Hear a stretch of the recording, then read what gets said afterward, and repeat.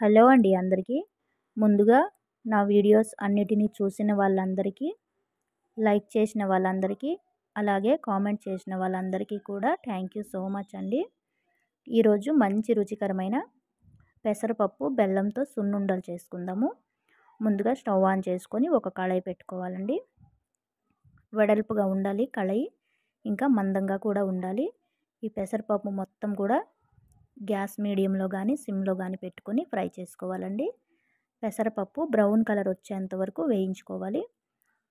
చాలా బాగుంటుంది. పప్పు వేయించేటప్పుడు మనకి మంచి వాసన అనేది వస్తుందండి. ఈ సున్నుండలు చిన్నపిల్లలకి, పెద్దవాళ్ళకి అందరికీ చాలా మంచిది. పెసరపప్పు బెల్లం కూడా పిల్లలు తింటూ ఉండాలి, కానీ వాళ్ళకి పప్పు వండి పెడితే తినరు. అలా అనేసి ఇలా సున్నుండలు చేసుకొని పెడితే రోజుకొక సున్నుండ తిన్నా మనకి హ్యాపీగా అనిపిస్తుందండి. ఎదిగే పిల్లలకి మరీ మంచిది. ఇలా గ్యాస్ సిమ్లో పెట్టేసుకొని వేయించుకుంటేనే మంచిదండి. బాగా రంగు మారేంత వరకు, బ్రౌన్ కలర్ వచ్చేంత వరకు వేపుతూనే ఉండాలి. ఆపొద్దండి. ఒకవైపు అలా వదిలేస్తే మాడిపోతాయి. కాబట్టి నిదానంగా ఇలా వేపుతూనే ఉండాలి. చాలా బాగుంటాయండి సున్నుండలు. చాలా సింపుల్గా కూడా చేసుకోవచ్చు. దీనికి ఎక్కువేం అవసరం లేదు. బెల్లము, నెయ్యి, పెసరపప్పు ఉంటే సరిపోతుంది. 2 ఇలాచి వేసుకోవాలి. మనకి ఇంట్రెస్ట్ ఉంటే వేసుకోవచ్చు, వేయకపోయినా మంచి కమ్మటి వాసన వస్తుందండి. పెసరపప్పు అంటేనే మనకి మంచి వాసన వస్తుంది. ఇలా వేయించుకొని చల్లగా అయ్యేంత వరకు ఉంచేసేయాలి. కొద్దిగా టైం పడుతుంది. నాకు ఈ పప్పు అంతా వేయించేసరికి 5 నిమిషాలు పట్టిందండి. చక్కగా బ్రౌన్ కలర్ వచ్చేంత వరకు వేపుకోవాలి. చాలా చాలా బాగుంటాయి. ఎదిగే పిల్లలకైతే మరీ మంచిదండి. ఇలా కలుపుతూనే ఉండాలండి. ఎక్కడ కూడా మనం వదిలేయవద్దు. అడుగు అంటుకోకుండా కలుపుతూనే ఉండి వేయించుకోవాలి. చక్కగా మనకి గోల్డెన్ బ్రౌన్ కలర్ వచ్చేంత వరకు ఫ్రై చేసుకోవాలి. చూసారా, రంగు మారింది మనకి. ఇలా బ్రౌన్ కలర్ వచ్చేంత వరకు వేయించుకోవాలండి. మందంగా ఉన్న కళాయి అయితే చాలా బాగా వేగుతుంది. పల్చగా ఉన్నవైతే మాడిపోతుంది తొందరగా పప్పు అనేది. మనకి మాడు వాసన వచ్చేస్తే లడ్డూలు కూడా తినడానికి అంత రుచిగా ఉండవు. ఒకవేళ ఈ పప్పు మాడిపోయినా సరే లడ్డూలు మనకి చేదొచ్చేస్తాయండి. కాబట్టి హైలో పెట్టకుండా నిదానంగా ఇలా వేయించుకోవాలి. బ్రౌన్ కలర్లో వచ్చేంత వరకు. హైలో పెట్టిన పప్పు మాడిపోయినా సరే లడ్డూలు అనేది చేదొచ్చేస్తుంది. స్మెల్ కూడా అంత బాగోదు.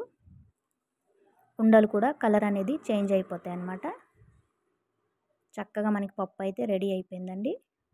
ఈ స్టేజ్ వరకు వేయించుకోవాలి. చక్కగా బ్రౌన్ కలర్ చూడడానికి కూడా చాలా చాలా బాగుంటుంది. అసలు స్మెల్ అయితే మనం చెప్పాల్సిన అవసరం లేదు, అంత బాగా వస్తుంది కమ్మటి వాసన. ఈ విధంగా వేయించుకోవాలండి. చిన్నపిల్లలకి స్నాక్స్ కింద కూడా మనం బాక్స్లో పెట్టుకోవచ్చు.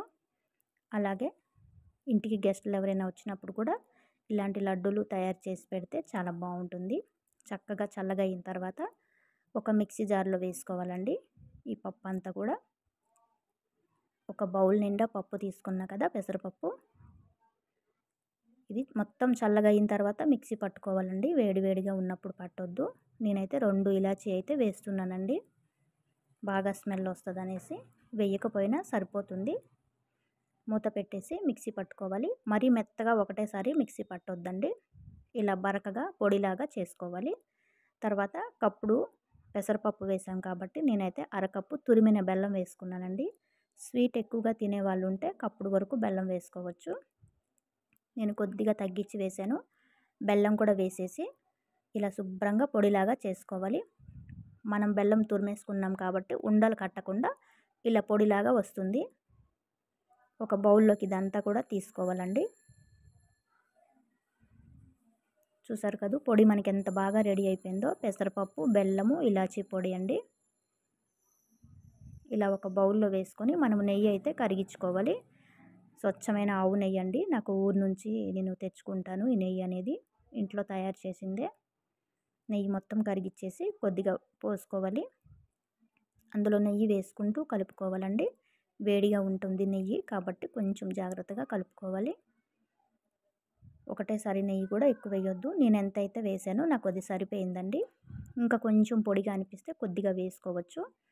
నేను ఒక కప్పుడు పెసరపప్పు తీసుకున్నాను కాబట్టి ఒక చిన్న గరిటెడు నెయ్యి అయితే నాకు సరిపోయింది. శుభ్రంగా ఈ పిండిలో అంతా కూడా కలిసేట్టుగా కలుపుకోవాలి. నెయ్యి, మనకి బెల్లం, పెసరపప్పు అంతా చక్కగా కలిసిపోయేంత వరకు కలుపుతూనే ఉండాలి. ఎక్కడ కూడా ఉండలు లేకుండా శుభ్రంగా ఇలా కలిపేసుకోవాలి. తర్వాత మనకి ఏ సైజులో ఉండలు కావాలంటే ఆ సైజులో ఉండలు చుట్టుకోవాలండి. పాత రోజుల్లో అయితే సున్నుండలు అంటే పెద్ద పెద్ద సైజులో సున్నుండలు చుట్టేవాళ్ళు. ఒక్కోటి పావు కిలో, 100 గ్రాములు, 200 గ్రాములు ఉన్నట్టుగా.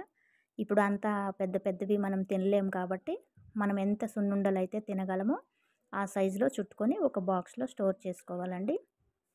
ఎప్పుడు కావాలంటే అప్పుడు ఈవినింగ్ స్నాక్ కింద తినొచ్చు. ఇంకా లంచ్ తర్వాత కూడా ఒక్కొక్కటి లడ్డు తినేస్తే సరిపోతుంది. నేనైతే చాలా చిన్న ఉండలు చుట్టుకుంటానండి. ఇంకా పిల్లలు కూడా తింటారు కదా. పెద్దదైతే ఒకటేసారి వాళ్ళు తినలేరు, ఇంకా వేస్ట్ చేసేస్తారు. ఇలా చిన్నగా చుట్టుకున్నా సరే ఎప్పుడు ఇంట్రెస్ట్ ఉంటే అప్పుడు తీసుకొని తినొచ్చు. ఒక లడ్డు చుట్టుకొని చూడాలి, అది విడిపోతుంది అనుకోండి నెయ్యి సరిపోకపోయినట్టు. కొద్దిగా నెయ్యి వేసుకొని మరొకసారి కలిపేసి ఇలా లడ్డూల్లాగా కట్టుకోవాలి. కొంచెం ఇలా ఒత్తుకుంటూ చుట్టాలండి, చాలా బాగా వచ్చేస్తాయి. ఇవి ఒక గాజు సీసాలో కానీ ప్లాస్టిక్ డబ్బాలో అయినా స్టీల్ డబ్బాలైనా పెట్టుకొని ఉంచుకోవచ్చు. ఇలా మిగిలిన ఉండలన్నీ కూడా ఇలా ఉండలు చుట్టుకోవాలండి. మిగిలిన పెసరపప్పు మిశ్రమాన్ని కూడా. సున్నుండలు అంటేనే పెద్ద సైజు అండి. ఇప్పుడు ఎవ్వరము తినలేకపోతున్నాము. పెద్దవాళ్ళు కూడా తినలేరు, పిల్లలైతే అస్సలకే తినలేరు. కాబట్టి చిన్న చిన్నగా చుట్టుకుంటే మనకి చూడడానికి కూడా అందంగా ఉంటాయి. చక్కగా మిగిలిన పిండి అంతా కూడా ఉండలు చుట్టేసుకోవాలండి. ఒక బౌల్లో వేసుకొని మొత్తం చల్లగా అయ్యేంత వరకు వదిలేసి తర్వాత మనకి ఏ బాక్స్లో కావాలంటే ఆ బాక్స్లో వేసుకోవచ్చు. ఫ్రిడ్జ్లో పెట్టకపోయినా పర్లేదండి, బయట ఉన్న చాలా బాగా ఉంటాయి. ఎక్కడికైనా జర్నీలో వెళ్ళినప్పుడు కూడా పట్టుకొని తినొచ్చండి. నేనైతే చాలా చిన్న ఉండలు చూసారు కదా, ఇలా చిన్న చిన్న ఉండలే చుట్టుకుంటా. సున్నుండలు చేసిన, మినప సున్నుండలు చేసిన ఇలానే చేసుకుంటానండి. పెద్ద ఉండలు అయితే నేను చెయ్యను. ఇవంతా కూడా ఒక బౌల్లోకి వేసుకున్న మనకి ఉండలు అయితే రెడీ అయిపోయాయండి. తినడానికి చాలా బాగుంటాయి, మంచి వాసన వస్తాయి, చాలా రుచిగా ఉంటాయి. మంచి బెల్లం తెచ్చి వేసుకోవాలండి. కొన్ని బెల్లంలో అయితే ఇసుక రాళ్ళు అవి ఉంటాయి కదా, అలాంటిది కాకుండా మంచి క్వాలిటీ ఉన్న బెల్లం తీసుకొచ్చేసి చక్కగా తురిమేసి కలుపుకోవాలండి. మనకు ఉండలన్నీ కూడా రెడీ అయిపోయేవి. పెసరపప్పు, నెయ్యి, బెల్లం, ఇలాచి ఇంతేనండి. వీటితో మనము కమ్మటి సున్నుండలు అయితే చేసుకోవచ్చు.